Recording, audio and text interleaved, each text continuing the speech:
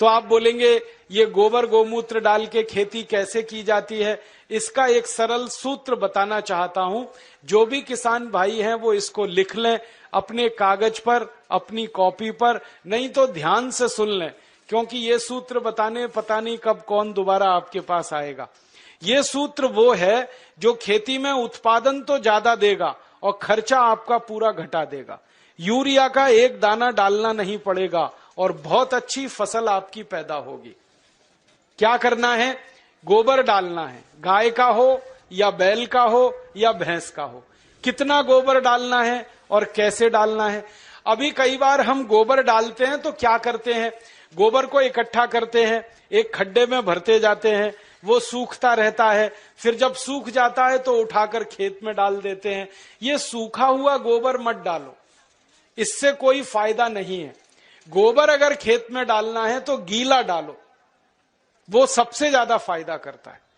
ऐसे में एक बात समझाऊं आपको, मैं आपको एक सूखी रोटी दूं खाने के लिए, आप जल्दी नहीं खा पाएंगे, और उसी रोटी को दूध में डाल के दे दूं, फटाफट खा लेंगे। एक सूखी रोटी दे दूं, नहीं खा पाएंगे, दाल में डाल के दे दूं, जल्दी खा लेंगे। गीली चीज जल्दी हजम होती है, मिट्टी को भी और शरीर को भी। तो खेत की मिट्टी में गोबर डालो तो गीला करके डालो। आप बोलेंगे कैसे करना है? 1 एकड़ खेत अगर हमारे पास है मान लो, तो 1 एकड़ खेत के लिए 15 किलो गोबर चाहिए, गाय का या बैल का या भैंस का। अब 15 किलो गोबर चाहिए और 15 लीटर मूत्र चाहिए, गाय का या तो बैल का या तो भैंस का। अब आप कहोगे गोबर इकट्ठा करना तो आसान है, मूत्र कैसे इकट्ठा करें? मूत्र इकट्ठा करना भी आसान। गाय बैल भैंस जब मूत्र देते हैं ना तो उसका समय एकदम पक्का है। गाय के बछड़े और बछड़ी को दूध पीने के लिए छोड़ो, तुरंत पेशाब करती है, डब्बा लगा के भर लो।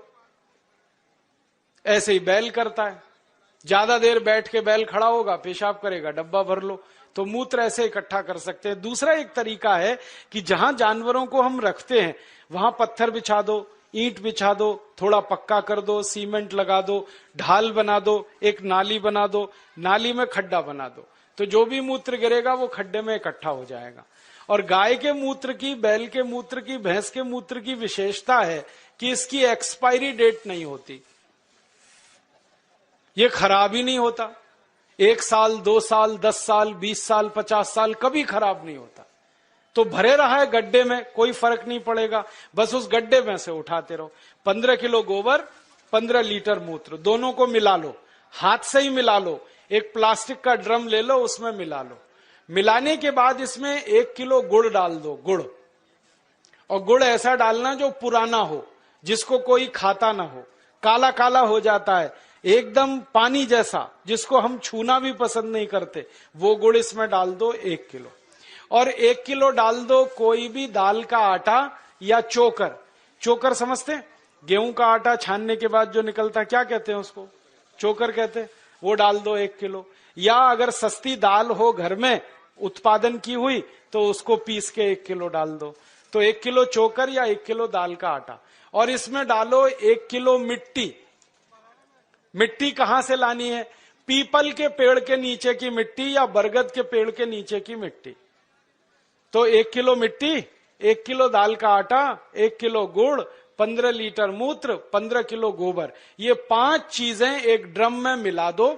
मिलाने के बाद 15 दिन इस ड्रम को छांव में रखो, धूप में मत रखना, छांव में, पेड़ के नीचे रख दो। छांव में रखने के बाद 15 दिन में खाद तैयार हो जाएगा। फिर इस खाद में 200 लीटर पानी मिलाओ और पानी मिला के जो घोल तैयार हुआ, इस घोल को खेत की मिट्टी पे छिड़क दो। अगर खेत खाली है तो सीधे छिड़क दो, और खेत में फसल खड़ी है तो पानी के साथ इसको लगा दो। फसल में आप पानी देते हो ना, उसमें डब्बे से मिलाते जाओ, पूरे खेत में पहुंच जाएगा। अब ये खाद, गोबर, गोमूत्र, दाल का आटा, गुड़ और मिट्टी वाला जो तैयार होता है ना, ये यूरिया से 6 गुना ज्यादा ताकतवर है। हमने इसकी प्रयोगशाला में जांच कराई तो यूरिया डीएपी में जितनी ताकत है मिट्टी को देने के लिए, उससे 6 गुनी ज्यादा ताकत इसमें है। इसलिए इससे उत्पादन ज्यादा आता है।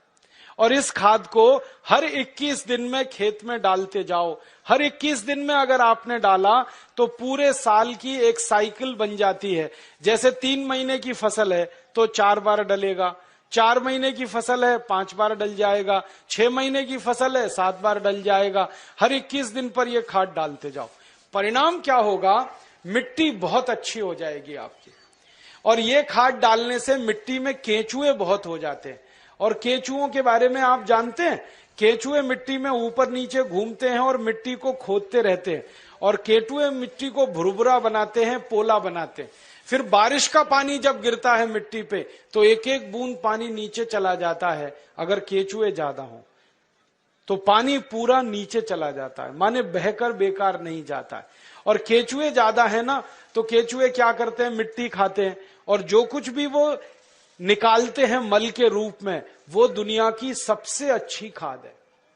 तो आपके खेत की मिट्टी में केंचुओं की संख्या बढ़ाओ और वो गोबर की खाद से बढ़ती है, क्योंकि केंचुए को गोबर पसंद है। अगर आप एक बार गोबर की खाद डाल दोगे, कहीं से भी केंचुआ घूमता हुआ खेत में आ जाएगा। और केंचुआ बड़ा विचित्र जीव है, 24 घंटे काम करता है, कभी छुट्टी नहीं करता, कभी संडे नहीं, कभी मंडे नहीं, और फोकट में काम करता है, कभी टीए नहीं, कभी डीए नहीं, कभी एचआरए नहीं, न छुट्टी लेता है न तनख्वाह लेता है। और ऐसा विचित्र जीव है ये केंचुआ कि साल भर ये जिंदा रहता है और साल भर में 1 लाख बच्चे पैदा करके ही मरता है। वो ये नहीं मानता हम दो हमारे दो, वो एक केंचुआ 1 लाख पैदा करता है। तो खेत में एक केंचुआ आया तो 1 लाख हो गए, 1 लाख और 1-1 लाख करेंगे तो संख्या बढ़ती जाएगी। और जिस खेत में केंचुए ज्यादा हैं वहां की मिट्टी तो सोना पैदा करती है, ये सारे दुनिया के वैज्ञानिक मानते। केंचुओं की संख्या बढ़ाओ, मिट्टी में सोना उपजेगा, खूब पैदावार होगी, खूब फसल मिलेगी। और उसका तरीका मैंने आपको बता दिया। अब 2-3 मिनट में एक और बात कह के मैं व्याख्यान खत्म करूंगा, समय हो रहा है। अब आपको मैंने खाद बनाने का एक तरीका बता दिया, अब दवा बनाने का भी एक तरीका बताता हूं। ये खाद तो आप खेत में डालोगे, बहुत उत्पादन मिलेगा, लेकिन अगर आपका पड़ोसी किसान ये खाद नहीं डाल रहा है तो एक गड़बड़ी होगी, उसके खेत में कीड़े लगेंगे। जिस खेत में यूरिया पड़ता है कीड़े उसी खेत में लगते, जहां डीएपी लगता है सबसे ज्यादा फसल को बर्बादी उसी खेत में आती है। तो पड़ोस का किसान नहीं माना, वो यूरिया डालेगा, कीड़ा उसके खेत में आएगा, फिर वो आपके खेत में भी घुस सकता है, क्योंकि कोई बाउंड्री तो बनाई नहीं है आपने। तो कीड़े मारने के लिए क्या करेंगे फिर? उसके लिए एक दूसरा सूत्र बताता हूं। कीड़े मारने की दवा भी आप खुद बना लो, बाजार से खरीद के लाने की जरूरत नहीं है। 20 लीटर मूत्र ले लो किसी भी जानवर का, गाय का हो, बैल का हो, भैंस का हो, किसी का भी हो। अब इस 20 लीटर मूत्र में 2 से 2.5 किलो नीम के पत्ते पीस के डाल दो। नीम तो है, सब गांव में है। नीम की निम्बोली भी आती है, तो निम्बोली पीस के डाल दो, नहीं तो नीम के 2.5-3 किलो पत्ते पीस के डाल दो। फिर एक सीताफल का पेड़ होता है, देखा है, उसके पत्ते पीस के डाल दो 2-2.5 किलो। फिर एक पेड़ होता है, उसको आकड़ा कहते हैं, कहीं कहीं आक कहते हैं, कहीं आकड़ा कहते हैं, उसको अकौआ भी कहते हैं, तो उसका 2.5-3 किलो पत्ता पीस के डाल दो। फिर और एक पेड़ होता है जिसको हम लोग कहते हैं बेशरम, आप पता नहीं क्या कहते हैं। ये कैसा होता है मैं बताता हूं। बेशरम कहते हैं, समझते हैं, बहुत अच्छा। पान के जैसा पत्ता होता है, बिना बीज के होता है, बिना पानी के, इसलिए बेशरम कहते हैं उसको। हर गांव में होता है। तो 2.5-3 किलो बेशरम के पत्ते ले लो, 2-2.5 किलो नीम के पत्ते ले लो, 2.5-3 किलो इसके पत्ते ले लो सीताफल के, और 2.5-3 किलो आकड़े के पत्ते ले लो, और इसमें आधा-पौना किलो तंबाकू पीस के डाल दो, और इसको खूब उबालो गोमूत्र में। उबालते समय इसमें एक काम और कर सकते हैं, आधा किलो लहसुन पीस के डाल दो, आधा किलो खूब तीखी मिर्च पीस के डाल दो, और उबाल के इसको ठंडा कर लो। ठंडा करके इसको छान लो। अब जो घोल बन गया है इसमें 200 लीटर पानी मिला दो, और ये 1 एकड़ फसल को किसी भी तरीके से सुरक्षित रख सकता है। और इसको स्प्रे कर दो खेत में, दवा तैयार हो गई। अब इस दवा को जब छिड़कना है तब छिड़क लो, बना के रखना है तो बना के रख लो। एक एक साल, दो दो साल ये दवा खराब नहीं होती, क्योंकि इसमें कोई भी ऐसी चीज नहीं है जिसकी एक्सपायरी डेट हो। तो कीटनाशक दवा बना लिया और खाद बना लिया। और अब तीसरा एक काम और कर लेना कि बीज जब खेत में डालते हैं तो बीज को खेत में डालने से पहले संस्कारित कर लेना।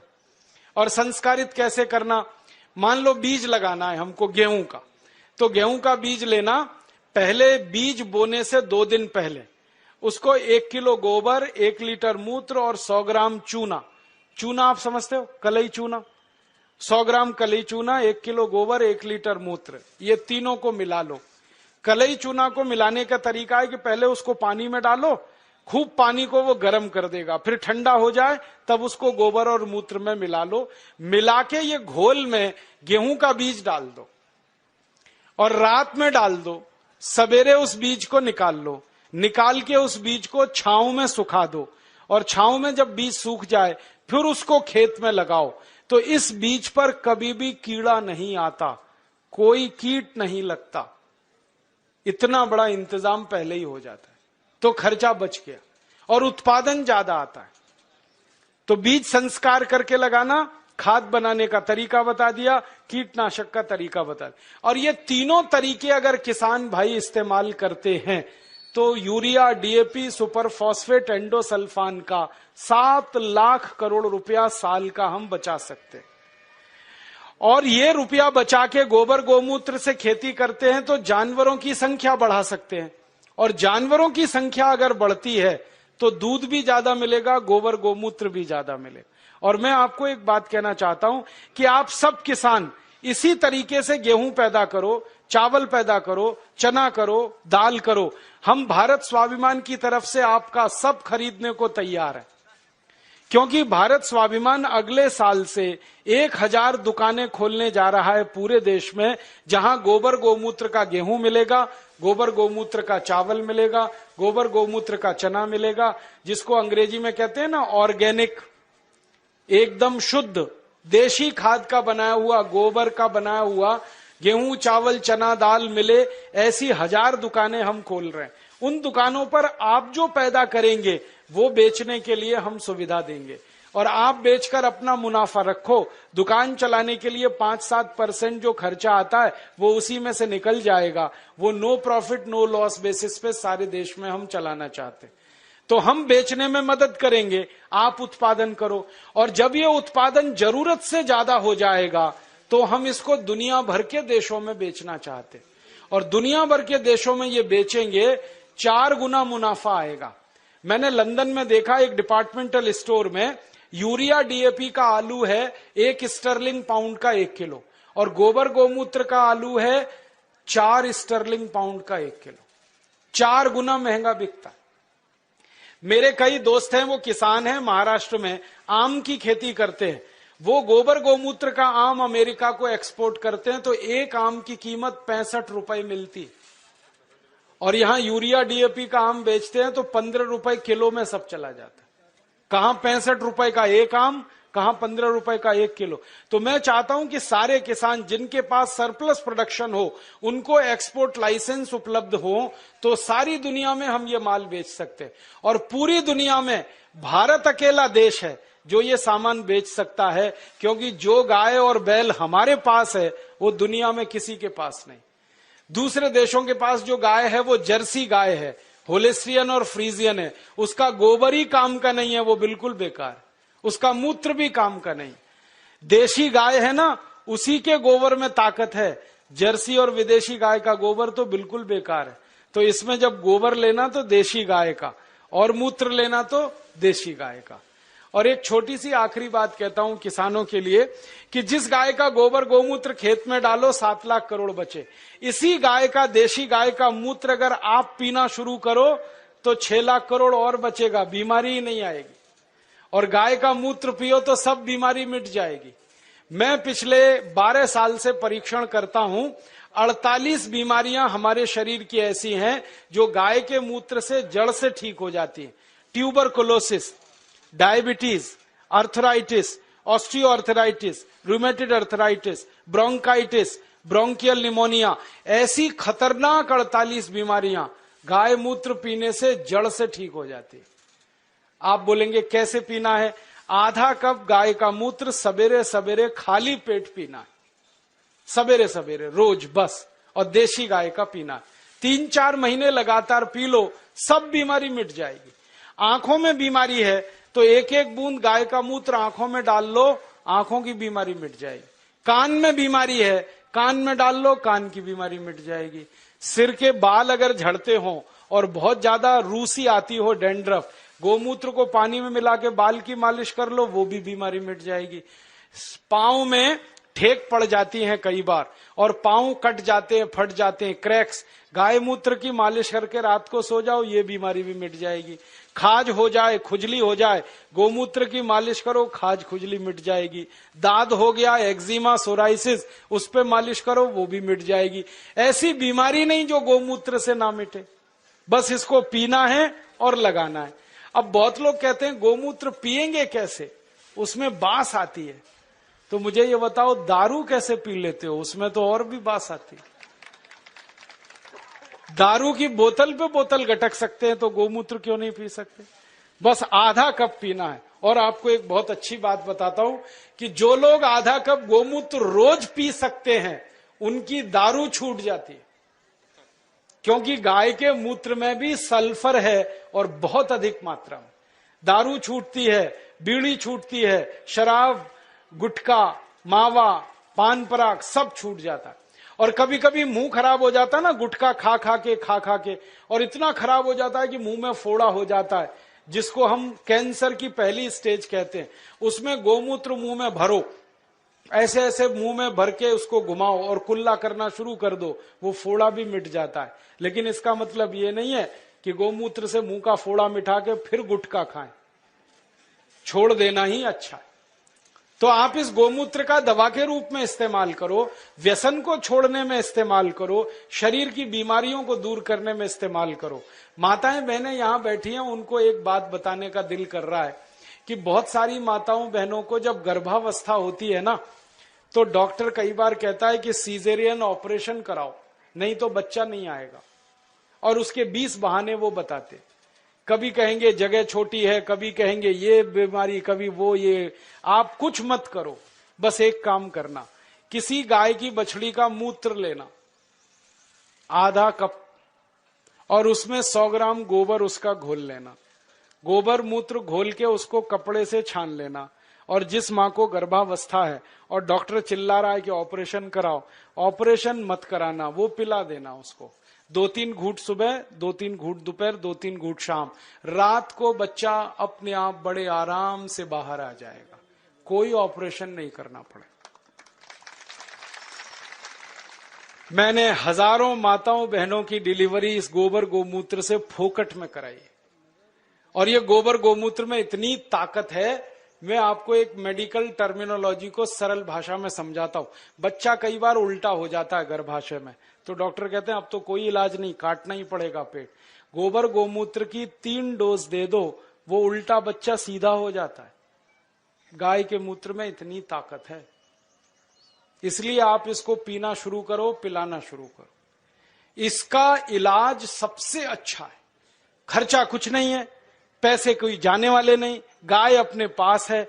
अब मैं क्यों कह रहा हूं ये बात, बार बार आप गाय का मूत्र पियोगे, अपनी बीमारी ठीक करोगे, तो आपके मन में गाय के प्रति श्रद्धा बढ़ेगी। अभी तक तो आप दूध पीते थे, लेकिन दूध तो गाय हमेशा देती नहीं है, तो उस गाय को कसाई को बेच देते हैं। अब मूत्र तो जिंदगी भर देगी। तो मैं किसानों से कहता हूं, गाय को दूध के लिए मत पालो, मूत्र के लिए पालो। दूध मिले तो बोनस है, मूत्र असली है। और जो गोमूत्र पीना शुरू किया, आंख में डालना शुरू किया, बीमारी मिटती है। आंखों की एक बीमारी है जो दुनिया में कभी ठीक नहीं होती, उसको रेटिनल डिटैचमेंट कहते हैं। अमेरिका में भी इलाज नहीं है उसका। और एक ग्लूकोमा, बिना ऑपरेशन ठीक ही नहीं होता। ये दोनों बीमारी एक एक बूंद गोमूत्र से 3 महीने में जड़ से मिट जाती है। जिनको चश्मे चढ़ गए हैं ना, चश्मा उतारना है तो गोमूत्र डाल लो तो चश्मा उतर जाता है। सब तरह की बीमारी आपकी खत्म करता है गाय का मूत्र, क्योंकि गोमूत्र में 18 तरह के रासायनिक तत्व हैं। सल्फर उसमें है, कैल्शियम उसमें है, आयरन उसमें है, मैग्नीशियम उसमें है, मैग्नीज उसमें है, भगवान के दिए हुए हैं, प्रचंड मात्रा में है, मुफ्त में है और बिना किसी साइड इफेक्ट के। तो गोबर गोमूत्र को खेत में डालो तो यूरिया का खर्च बचेगा, शरीर में पियो तो 6 लाख करोड़ की बीमारी का खर्च बचेगा।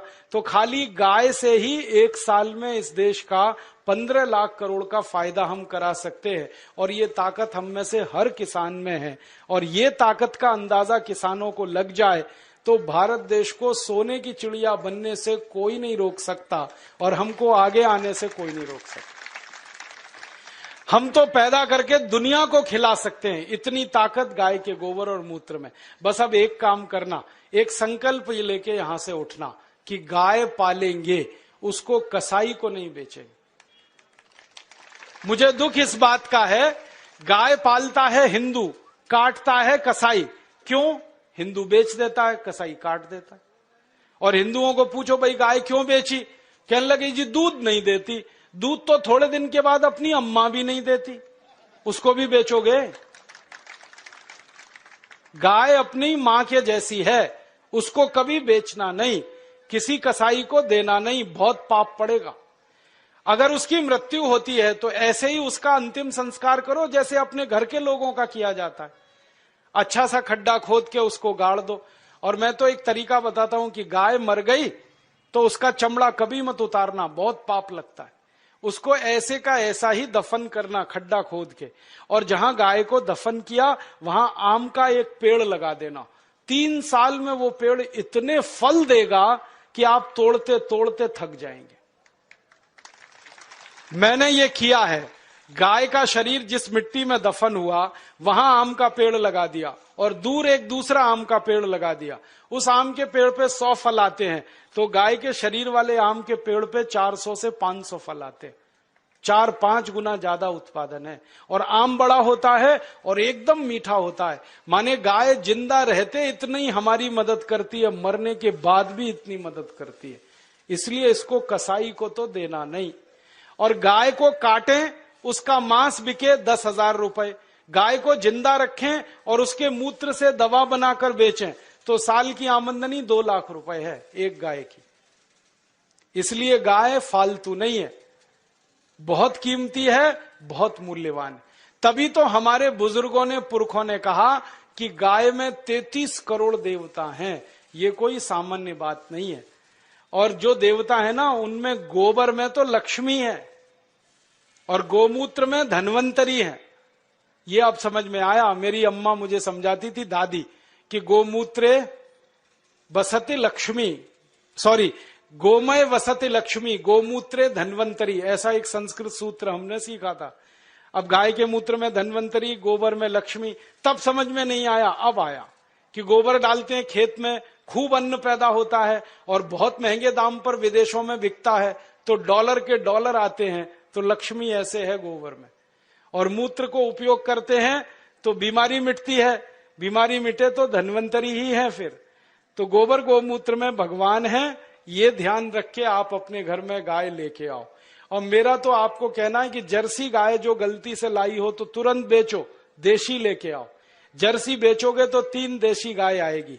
जर्सी खाती भी ज्यादा है, हगती भी ज्यादा है और बिल्कुल बेकार है उसका गोबर, ना उसका गोबर काम का ना मूत्र काम का। आप कहोगे जो दूध ज्यादा देती है, वो दूध बिल्कुल बेकार है, कोई पीने लायक नहीं है। दुनिया के किसी देश के लोग जर्सी गाय का दूध नहीं पीते, भारत को छोड़कर। डेनमार्क में सबसे ज्यादा जर्सी गाय है, फिर भी वो दूध नहीं पीते, क्योंकि कहते हैं इससे कैंसर होता है, अर्थराइटिस होता है। तो इस जर्सी गाय को बेच के देशी गाय लाओ और उसको पालो, तो आपका ये जीवन सुधरेगा, परलोक भी सुधरेगा। और मैं तो मानता हूं गाय का सबसे बड़ा मूल्य है, सवेरे ही सवेरे सोकर उठो और गाय के चेहरे का दर्शन करो तो भगवान का दर्शन हो गया। इतना आनंद और इतनी खुशी मिलती है गाय का दर्शन करने में। आंखें देखो कितनी सुंदर हैं, चेहरा कितना सुंदर है। तो ऐसी गाय पालकर अपनी खेती सुधारो, खुद को सुधारो, देश को सुधारो। ये निवेदन करके मैं इस व्याख्यान को समाप्त करता हूं। आपको धन्यवाद देता हूं कि आपने बड़ी ध्यान से, गंभीरता से सुना, और निवेदन करता हूं कि ये करना जरूर। अच्छा, ये बताओ, करोगे? कौन कौन करेगा? जरा हाथ तो उठाओ। बहुत बढ़िया। और जब ये पैदा होने लगे गेहूं, चावल, चना, दाल, तो मुझे पतंजलि समिति को बताना, हम उसके बिकवाने के लिए आपकी पूरी मदद करेंगे। अच्छे से अच्छा भाव आपको मिले, अच्छी से अच्छी कीमत पर ये चीजें बिकें, उसके लिए हम आपकी मदद करेंगे। धन्यवाद।